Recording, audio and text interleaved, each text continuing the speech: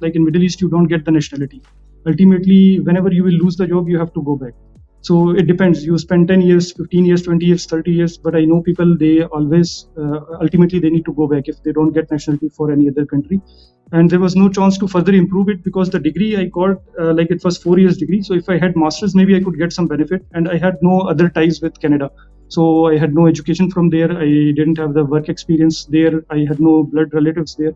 So those were the minuses. I couldn't get anything from that. They told me that, where did you get your degree credentials assessed? I told them that I did it from World Education Service, WES Canada. So they said, okay, you have an MBA degree and you did the credentials assessment from there. So it will still consider you as a 4-year bachelor's degree. So you should try from the Comparative Education Service, CES, University of Toronto. They give you MBA degree of equivalent to 18 years of education, and you will get extra points for that. And that was actually something nobody told me before. Now, this is another disadvantage for the Federal Express entry. After age 30, you are losing every year 5 points. So, by the way, in the provincials for Saskatchewan, one of the province there, and Prince Edward Island, they have a separate, their own government profile also, provincial profile, where you have to make account and apply online separately for their province. And then you also show your interest through the express entry for the other provinces also. So there will be a struggle now. I know, like 3 to 5 years of struggle to reach at the same level of position. And definitely salary wise, there is no comparison for sure, I believe. Maybe depends on certain factors also. There are exceptions also, but on average, there are taxes and all these things. So savings will not be like that. First of all, I had the lack of clarity. When I started in 2008 my career, at that stage, you should be very clear if you want to move or not. And if you're going to Middle East, then you should be very clear you're only going to Middle East and you will come back. But suddenly changing your mind that no, actually now the situation is different. However, some people, they believe that they will get you through the immigration process, you will get the approval also. This is not the case. Actually, this is a huge misconception. And people give them money and then they say that this consultant was bad, he took the money and he didn't do anything. Hello friends, today I have a special guest, Rehan Zafar. And the reason for calling him on this podcast is to talk about the Canada PNP immigration program. Now, for those of you who don't know, Canada, generally speaking, has federal skilled labor as the most famous or most go-to immigration program. However, for those who are not able to fall into the federal skilled labor program, they go for other options. And the other key option or most famous option is PNP. So just for background, I came through the Federal Skilled Labor Program. However, I know a couple of folks who, when they are not able to make it through the Federal Skilled Labor Program, they opt for the PNP program. This is a provincial program, and again, we'll have Rehan here who will talk more about this program. But before going into this program and his application and how he went about it, it would be nice if we ask Rehan to kind of quickly introduce himself. Where is he from? What does he do? And then we'll go into the topic deeper. So, Rehan, over to you. Thank you, Beros. Thank you for having me on your channel. So, as I'm Rehan Zafar and I am from Pakistan. So, I grew up in Islamabad and my whole education is also from Islamabad. And I did my bachelor's degree in 2005 in computer sciences. And then in 2007, I did my MBA also. And then I started my professional career during MBA degree. I started my job also, and I started from a government job. I got job as a programmer, and from 2006 to 2008, I worked as a programmer. And then during that period, I got fed up with the government job, and then I switched to the private sector. So I got a job in one of the US-based multinational IT firms. So I spent there 2 years, and then I joined one of the telecom providers there. They were one of our clients, so I joined there for 1 year. And then in 2011, I joined IBM Pakistan. So it was also one of the US multinational, very famous companies. So everybody is usually familiar with IBM. So there I got a chance to work on international projects. I spent time almost 1 year at Etihad Airways in Abu Dhabi, UAE, and then I got chance to work in Lebanon also for 2-3 months. During that process, I got contacts in the Middle East. I have friends who were in different places. So luckily, I got one job offer from Saudi Arabia, from one of the IT company here. And in 2013, I joined that company. So I moved to Saudi Arabia, and since then I'm here for almost 10 years now. And I'm attached with the same company, and I just used to switch various projects within IT based on our clients' projects. So, but for the last 10 years, I'm in the same. company and staying in the Riyadh in KSA. So now when I moved to in 2013, I had no plans to like move permanently to some other country. I just came with the ambition that I'll just go there, earn for some time, 2, 3, or 5 years maximum, and then come back, because I didn't want to leave the family and there were relatives. So there was no plan to permanently move somewhere.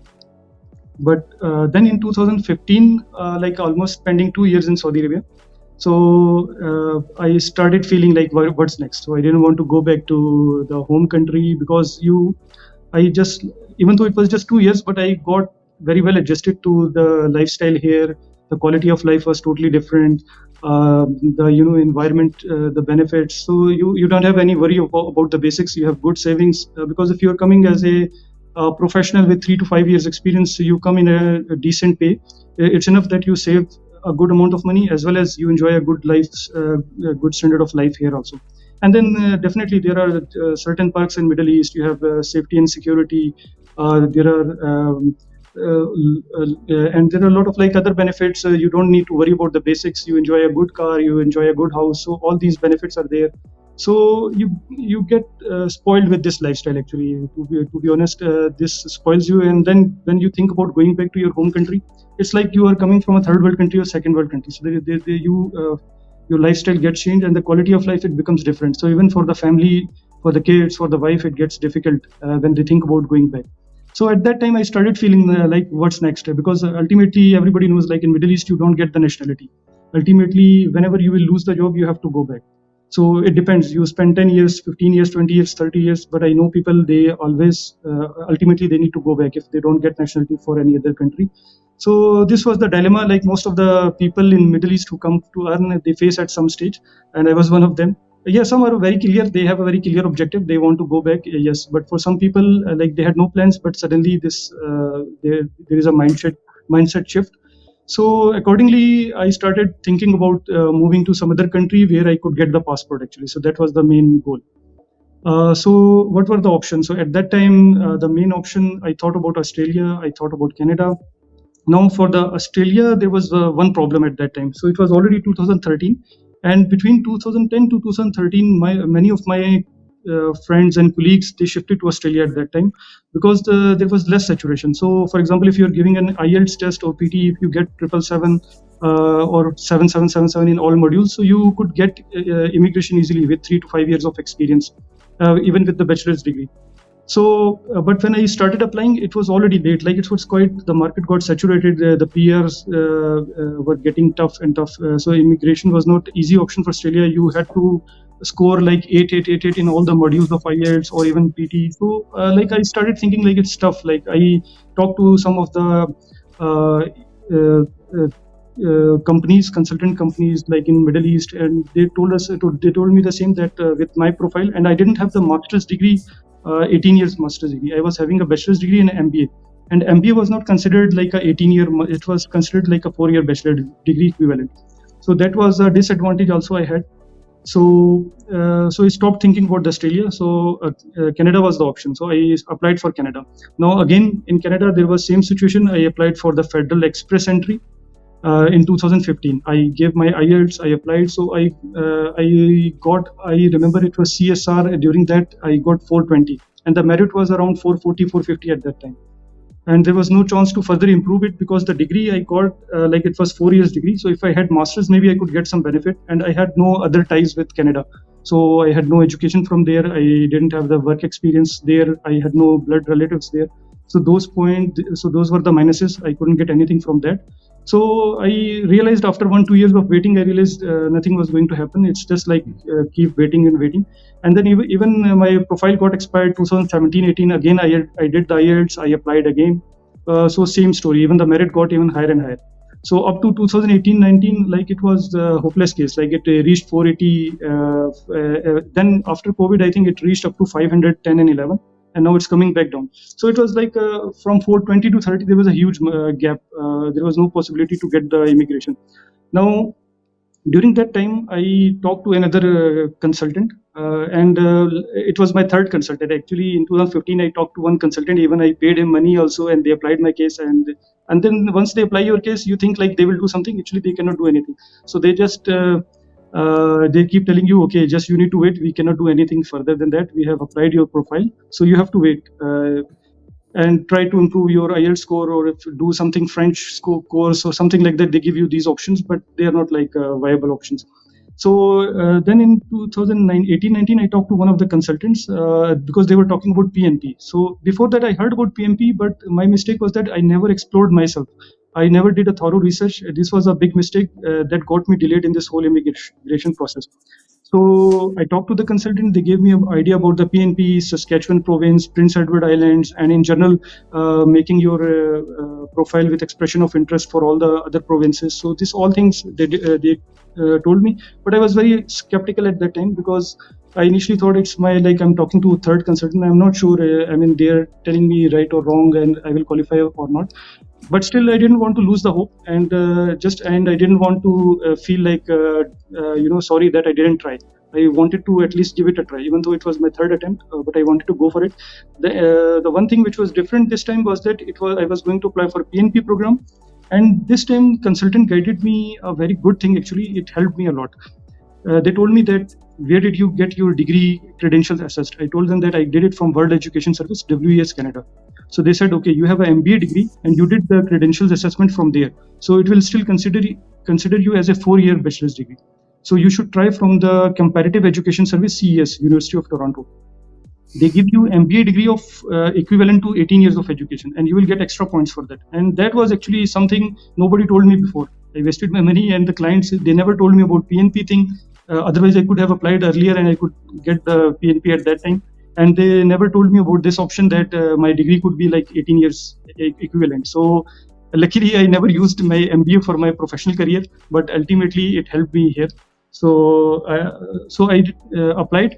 And in the IELTS, actually, they just tell you that you have to score 778. So this is like one standard option. Even though you can get further than that, I think there is a 888 option also, but usually this is not possible for everybody. Most of the people, they cannot score that much. So on average, the standard is considered 778 because in this option, in this score, you get the maximum points for the IELTS. So this helped me a lot. Because before that, even though I was applying, but I used to score like 6.5 in one of the components. First time I did IELTS, I took 6.5 in speaking, and the next time I got 6.5 in writing, and the speaking was 7. So, and then the third attempt, I just prepared well, and maybe my English also improved over time while living in the Middle East. So somehow I managed to get 778.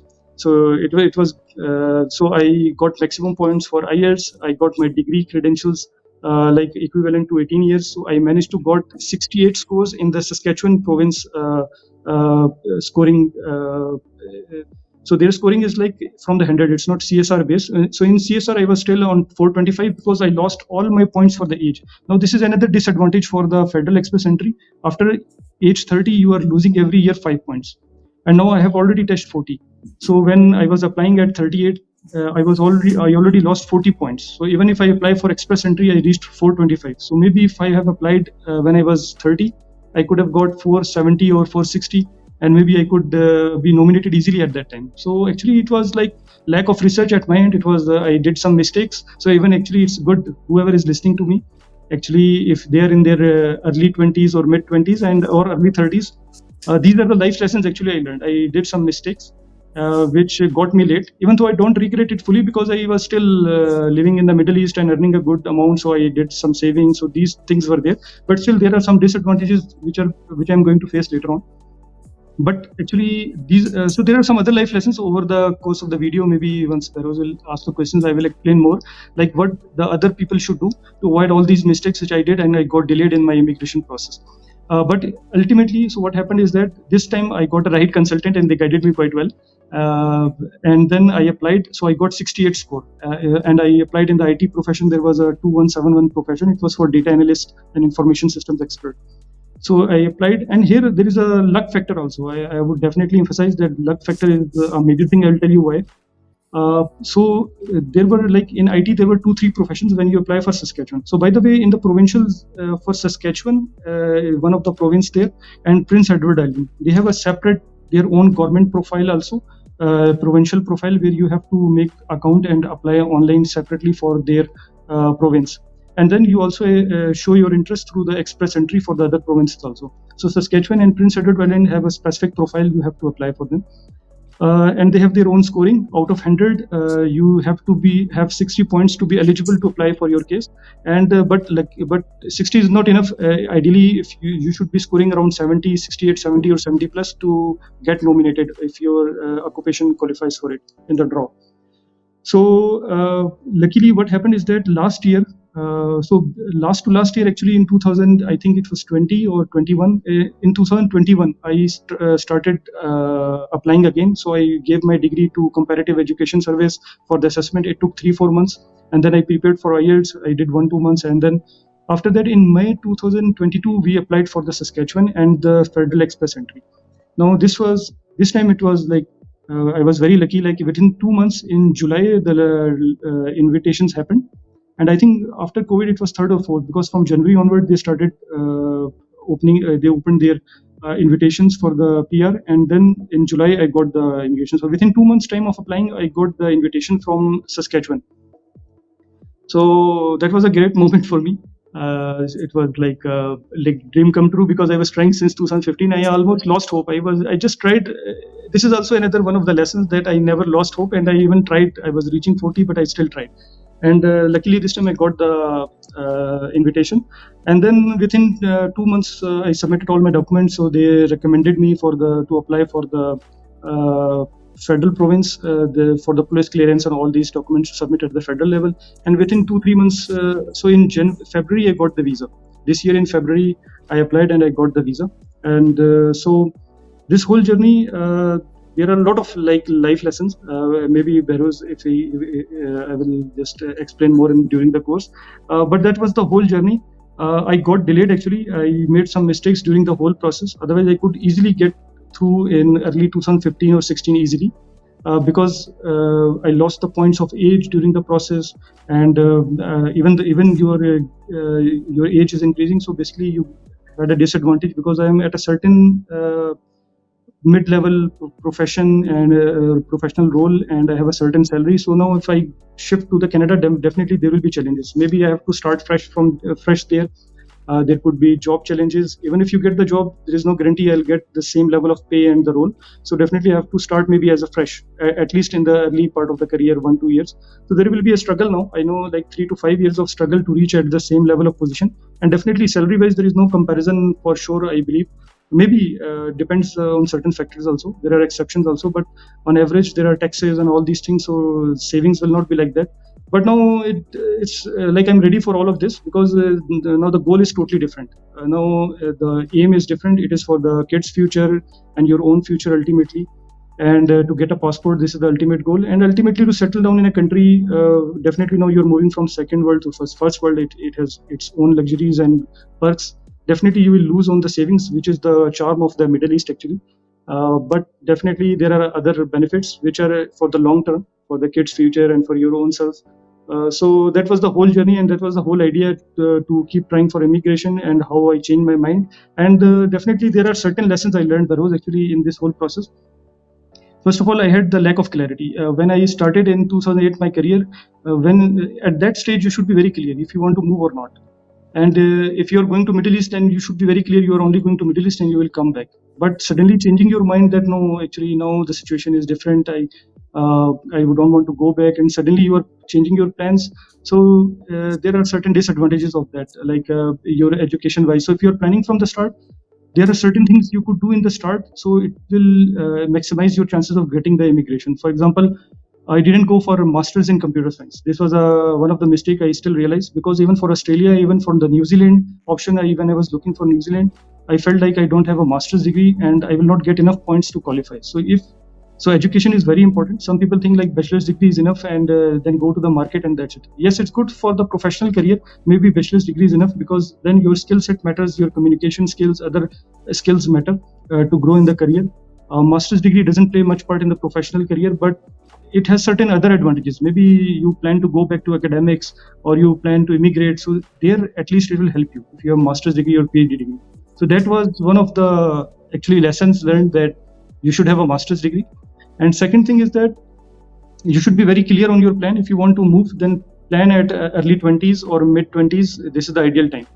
And then ideal time for Canada, or even I think for other countries also, is that you move maximum by the age of 30. It's an ideal time when you have a good number of years of experience and you don't lose the points on your age also. And then and that's the ideal time to move, because you'll maximize your chances of getting immigration, because you have a master's degree, you have maximum age points, and then you have a number of years of 5 or 7 years of experience. So that's the ideal time to move, and you have enough time then afterwards to settle down in another country. So after 40, like I saw many of the Bhero's videos, it gets difficult at the age of 40. There are different kind of struggle. So in the 30s, like now I'm well settled in Saudi Arabia for 10 years because I came in 30 and now I'm well settled. But now it's a very difficult decision, but ultimately we need to move. So there is another struggle of 3 to 5 years. So by that time you'll reach 45 or 50. By that time you're completely settled. So if you take the decision early on, it will save your time and you will be well settled by the time you reach. So Bheroz, this was all my journey. Or you can ask questions. No, thank you for this. You know what? I had a couple of questions, and I started to strike them out as you were speaking because I realized you are already addressing them, and I didn't want to stop you because I think you had a good flow explaining the entire story as well. So it's good. But I still have some questions. Why Saskatchewan? Why not some other province? Actually, here also I had you can say it's a lack of research, but because I didn't do any research on my own, I relied on the consultants. But what I noticed is that for other provinces, you cannot apply specifically.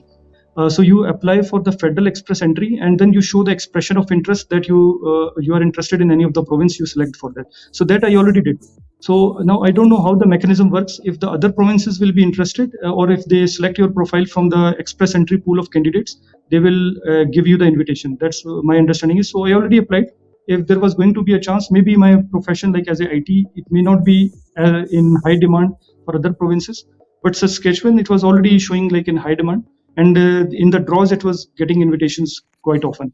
So I got invitation from Saskatchewan first, so I stopped looking for any other places.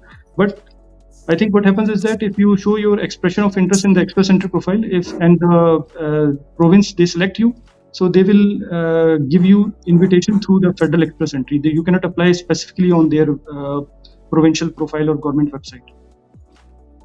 Got it. Makes sense.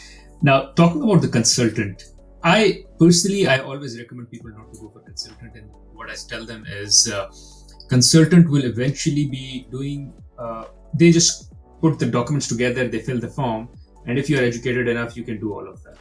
However, I still know people who swear by consultants, and they go like, no, if it wasn't for the consultant, I would not have been in Canada. And you seem to be someone in that camp as well. So can you talk more about what would you recommend? Should someone go for a consultant or not? This is one. And second, what is the cost of consultant that you incur? So actually, Bheroz, this is a completely personal choice. I know people who just applied by themselves and they got the invitation. Even within Saskatchewan, with one of my colleague, he just got qualified with me. He got the invitation with me in the same draw, and he just applied by himself. And so the whole idea was, he was like unmarried. He was younger than me, and he was like one of the colleague. And he had one advantage that his brother was already in Canada in the Saskatchewan, so he got extra points for that also. So he got invited with me. But the thing is that he had some advantage. He was unmarried, so he had less documentation, so he could manage easily for himself.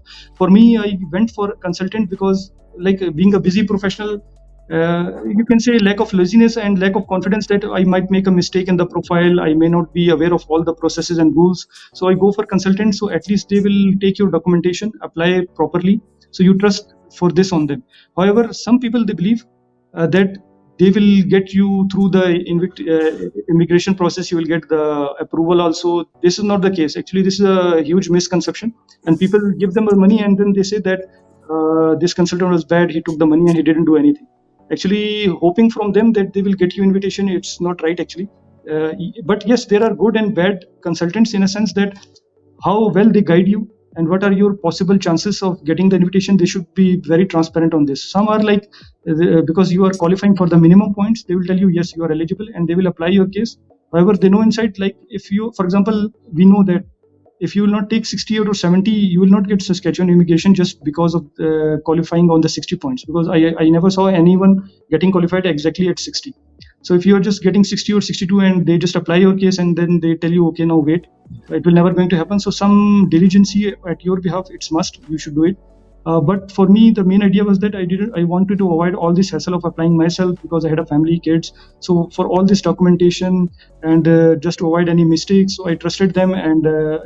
But initially, like I mentioned, it depends. There are good consultants also. They thoroughly guide you, and then it's your choice. You can take a free consultation call first, and then you weigh your options and thoroughly do a research on your own, and then you decide if you want to go through the agent or you want to apply for yourself, by yourself. So for me, yes, I paid a lot of money. To be very honest, maybe for some people they are not comfortable with this. They don't want to pay that much. So it was like around $2,000 I paid 3 times. So it was like $6,000 I paid for this whole process. So because 3 different consultants I tried, and it was like, if I think it was like a big mistake. Like you are just I tried one time, it didn't work out, then I am giving again for second time, but third time I again, as a last hope, I tried. I didn't lose hope, and I could afford, like I could take some calculated risks, so I went for it. And this time, because the last time I tried, it was a different option, PNP, and I didn't want to lose hope. So but again, I would say that it was just my personal decision. For others who are listening, it's purely your choice. And now personally, if I would recommend, you can just go by your own. You can do a thorough research and you can apply. There are now videos available on YouTube. You can get the whole information yourself and you can apply yourself. And I know people who applied and they got. But consultants are not bad. I have seen people who applied through consultants and they get the invitation also. One of my friends just got recently for Australia, one of my colleagues, and he applied through one of the consultants. He didn't do anything. He just paid the money, $2,000, and they guided him for all the process, PT exams, all of this. He just followed their instructions and he got it. So it depends, like it's personal choice. But you can apply by yourself. Like if you don't want to lose the money or you cannot trust them, no problem, do your own research. It's very easy. You can go through the whole process by your own, but you just need time and thorough research for this. Cool. Now, makes sense. I just wanted to say one thing, which is, as I said, I have friends who really swear by consultants and it has really paid off for them as well. At the end of the day, what ends well is all well, right? So the money you paid was worth it. Given I'm a bit cheap and I'm a bit frugal, one thing that I did, and maybe it would be helpful for people who are listening, is I didn't go with a consultant, but there were always times when I had certain question. So either I would Google it, but even in Google, you'll find 10 answers for the same question. So what I would do is the free consultancy that you said, I listed down the questions I had, and they were like around 4 or 5 questions. I would just call up the consultant and I would show interest, saying that I'm ready to come and pay you like tomorrow. However, I have these like 5 questions if you can help me. And they would help me with those 5 questions, and that's it. I wouldn't even show up the next day. So I kind of use the benefit of the free consultancy in a very organized way, get my questions addressed. But I get it why, especially if you've tried like once or twice and you're running out of age as well and you want to keep it simple and easy, it's more structured to go with the consultant in that case. But you're right, it depends on your comfort level. Yeah, but I will completely agree. I mean, if I would suggest somebody, I will not suggest to go for consultant, because it's now very easy. Actually, it's just like laziness at my end also. Like I didn't want to invest time in this whole process, and I didn't want to take any risk or anything. But it's purely like you can do your own research. Everything is available easily. Yes, and you're very right. Actually, the first consultation call is free. You just they call you and they explain you the whole process and they will guide you. And then they will ask you that you apply through them and they will ask for the money and all this process. So the first call, you can ask your questions and you clarify some of the points, and then you can go on your own. It's your choice personally. Some people, yes, they're always, I know some of the friends, they're not comfortable applying by themselves because they think like maybe some documentation will be missed or I may answer something wrongly, which might hinder the chances of getting the invitation. So these kind of questions are there. So people, to avoid such kind of risk, they go for it. However, I heard from some of the colleagues that there are chances when consultants can make a mistake and they can also ruin your case. So just be careful on that. Yeah, just one thing. You know what? I made a mistake on my form. So when I was filling my form, I made a mistake. I left something blank in my form for my wife with regards to her experience. But it's okay. They sent me a letter back saying they made this mistake. Can you please clarify? I clarified and it was fine. So these guys, like especially Canada, at least I have an experience, they are so good. These guys are so good. They are so welcoming. They want to help you. It's not an exam, by the way. It's not like you have to Yes, fill out an exam and whether you pass or fail. Even if you do something wrong, they'll help you fix it as long as you fit the criteria. So I've had that experience of making a mistake, and it's just fine even if you make the mistake. agree. One more thing I wanted to call out is regarding the certification or the degree that you said. I think that is where kind of the input you got from the consultant was very helpful, because you were able to convert it into masters versus bachelors. Exactly. And by the way, this happened with me as well. So I used a very different agency. And the time I was applying, I didn't really have to qualify my wife's credentials. So I just did it for myself and we got the immigration. But when I did when I sent out my credentials for qualifications, it was qualified as masters. And by the way, I've done 3 years of bachelor's and 1 year of master. It used to be the case in my university. Now it's not anymore. But the strange one, which is typically you are 4 years bachelor, 2 years masters. Yes. I did 3-year bachelor, 1 year master, and they still qualified me as a master's. My wife, she's done her MBA from IBA. She did 4 years of bachelor's, 2 years of MBA. So she spent 6 years, Right. and she was qualified as a bachelor. So she was really angry. She was like, you get qualified as a master's despite having to spend less number of years. And that was exactly because she chose a different agency in or whatever you call the qualification centers in Canada. So I had the same experience as well. So if you can call out the name of the one which you used, which qualified you as masters again, and I'll also put the name of that agency or Right. firm in the show notes. So it's a comparative education service. They call it CES by University of Toronto. So you can go to their website. It's called Comparative Education Service, and it's specific to. By the way, this is the good information. Like the whole money I paid, actually, it got compensated for this only information that I got my 4 years degree I'm sure. equivalent to 18 years, because maybe I wouldn't have qualified then for the invitation. So this information I didn't find on the internet actually, by the way.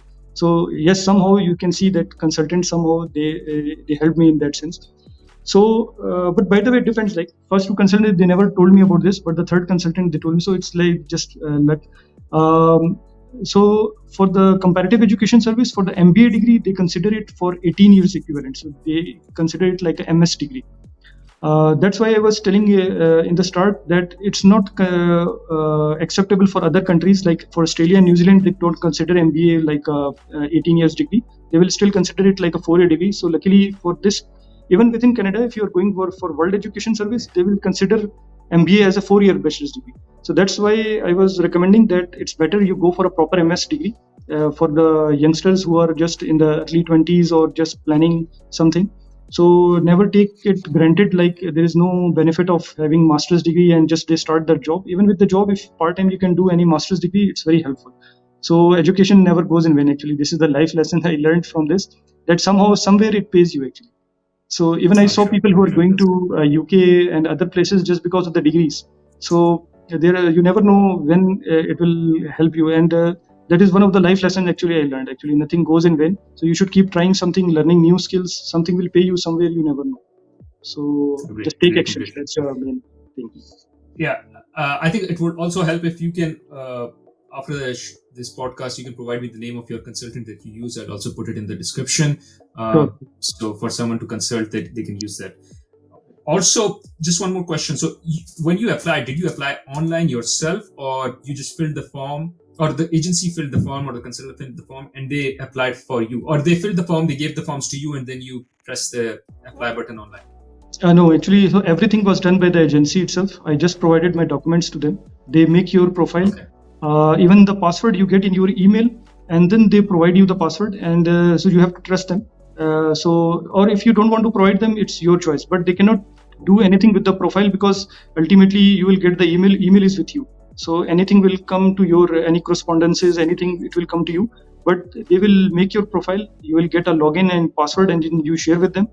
They will take it, and then they will apply, and you will provide them with all your information, like your biodata, all credentials, everything, and they will take all that information and they will apply on your behalf. You have to do nothing. That is one of the advantage, that you avoid all this hassle to go through this whole process. So only thing I had to do is that I had to arrange all those documents, experience letters, degrees, all this getting attested, and all those formalities you have to arrange.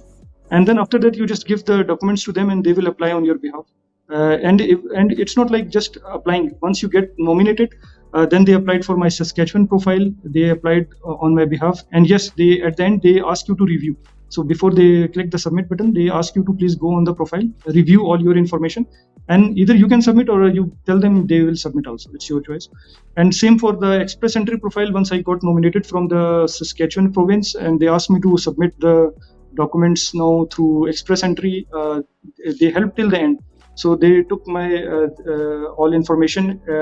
Only thing I had to do after for federal entry is that I had to get the police clearance certificate from Saudi Arabia as well as from Pakistan. Even for the Dubai, I spent 1 year, so they asked for that clearance also. So I had to arrange all these police clearance certificates, and then you have to go for medical. So this medical I did. So these two things extra you need to do for the federal express entry profile, and then you give them all the documents, everything, and then they apply on your behalf. So nothing I had to do actually. And all the email correspondence from the, like you get nominated or anything from the IRCP or from the provincial Saskatchewan province, you get all the correspondences by email by yourself. So consultant will not see that. Got it. Thank you, Rehan. So just one last question. Have you done your landing already? No, actually, I'm just going after 10 days. So 25th of June, I have a flight. So I'll I will land in Toronto, and then from there, next day I will move to Regina, Saskatchewan. Okay. And you're just moving in one go, or you're doing some back and forth? Yes, for time being, I have to do back and forth because actually in Saudi Arabia the contracts work in a different way. So with my current company, I need to complete my contract till the end of this year, and then I will early next year I will move permanently. Because usually this is one of the information that once you get the PR and the visa, you have 1 year time from your medical to that 1 year expiry.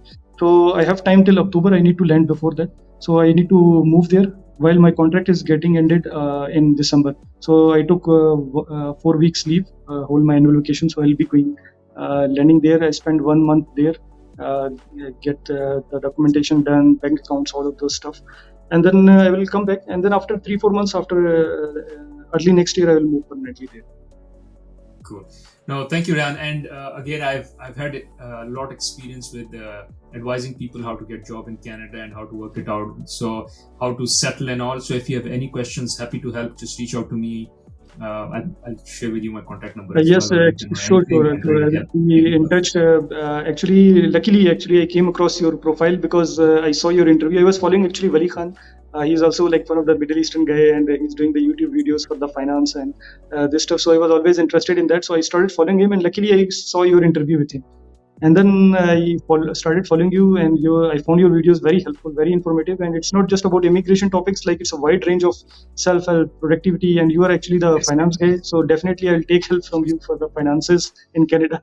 And for cool. Life in Canada, definitely you have a lot of experience in that. So like your videos are definitely very informative, very helpful, and you yourself is very cooperative, like always helping. And I contacted you on LinkedIn also, so he was very courteous to help.